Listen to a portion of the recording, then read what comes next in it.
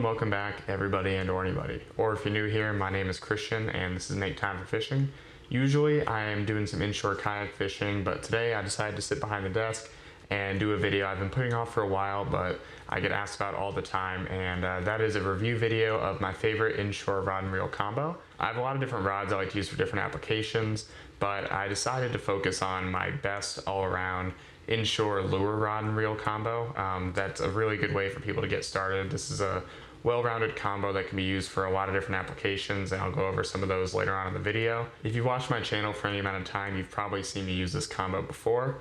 But before I get into it, I'm just going to put some timestamps up on the screen here so that if you choose to, you can go and jump around to different sections of the video. It won't hurt my feelings if you don't watch the whole thing. I want this video to be a resource for anybody who's new to saltwater fishing, new to inshore fishing, or is just looking to learn a little bit more. If you're a gearhead like myself, I do research for a career, so trust me when I say I've done a deep dive into all the tackle and gear I choose to use out on the water. So for anybody looking to get their first good quality, durable inshore fishing combo, the suggestion I would go with is this little number from Toadfish. This is their 7'2" medium power rod paired up with their 3000 inshore carbon elite spinning reel. And I have that paired up with 15-pound braid from Toadfish as well, and recently equipped it with the power knob. If you're curious, this is the handle it comes with stock. Nothing wrong with it, I just always prefer a power knob when I can get one, and Toadfish happened to start making their own, and it fits perfectly, and I have no complaints about it whatsoever. Before I get into the video too far, I do want to let you know that Toadfish did give me this rod and reel combo in exchange for my honest opinion. I am going to be honest about it. I really believe and have a lot of faith in this combo and all their gear that I've used so far. But if you're interested in checking out any of the gear I use or talk about today, or any of the other cool gear that Toadfish has to offer, you can use my promo code MT4F10 for 10% off your order. The link will be down in the description as well as the promo code written down below. But anyway, let's get into it. Let's start talking about some specs and some specifics on this rod and reel. So we have a 7'2" medium power rod. Now, in my opinion, part of what makes this rod and reel combo so versatile is the extra fast tip.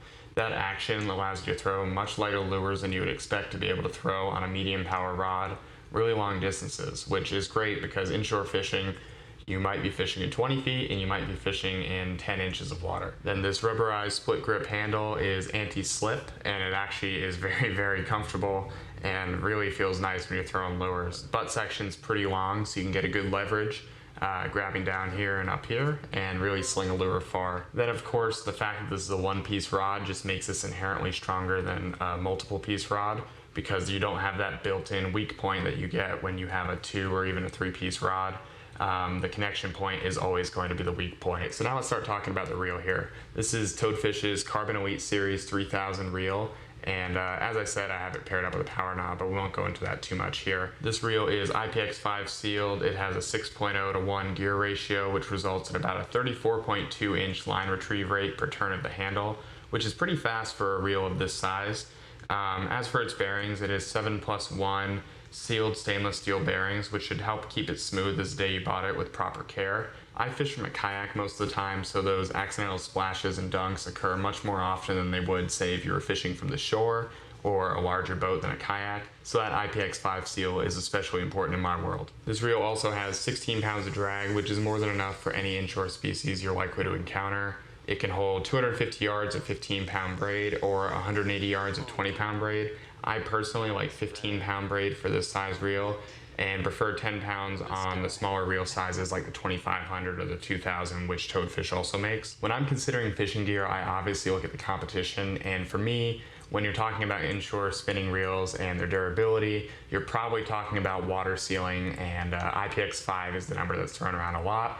And for me, the top dog of IPX5 spinning reels for a long time has been the Penn Spinfisher series, specifically the Spinfisher 6. Now, the Penn Spinfisher doesn't actually make a 3000 size reel, so I'm going to be comparing the 2500 Toadfish, which I have in the other room, to the 2500 Spinfisher. The Spinfisher has 15 pounds of drag, a 6.2 to 1 gear ratio, resulting in a 33-inch retrieval rate, and weighs 10.7 ounces. I'll put that on the screen for a moment side by side with the 2500 Toadfish spinning reel stats as well. So if you want to pause it here, you can and look at the stats in a little more detail than what I'll say on the video. The Spinfisher only has 5+1 sealed stainless steel bearings, so it's going to be less smooth than the Toadfish reel, and it also weighs 3.7 ounces heavier than the toadfish reel at the same size. 3.7 ounces is a significant difference, and it's over 50% heavier than the toadfish reel. And here's a fun fact: the 2500 toadfish and the 2500 spinfisher actually offer the exact same